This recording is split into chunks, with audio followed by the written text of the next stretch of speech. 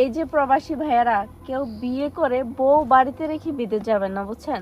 কারণ মেয়েরা বিয়ে করে ভালোবাসার জন্য, টাকা পয়সার জন্য না, বুঝছেন? টাকা পয়সার জন্য বিয়ে করলে তো বুইড়া টাকলু কাকরি বিয়ে করতে পারতো। আপনার কি করছে কেন? হ্যাঁ, আপনি বউটাকে রেখে চলে যাচ্ছেন।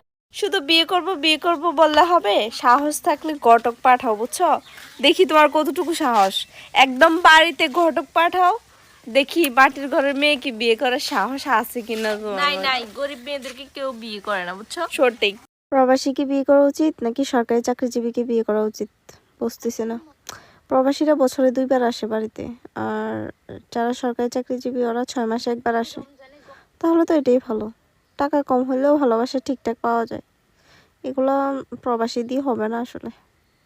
বিয়ের পর জামাইয়ের আদেশে উঠবো, জামাইয়ের আদেশে বসবো, কারণ আমি লক্ষ্মী বউ, ঠিক আছে? ঘরের লক্ষ্মী হতে চাই আমি।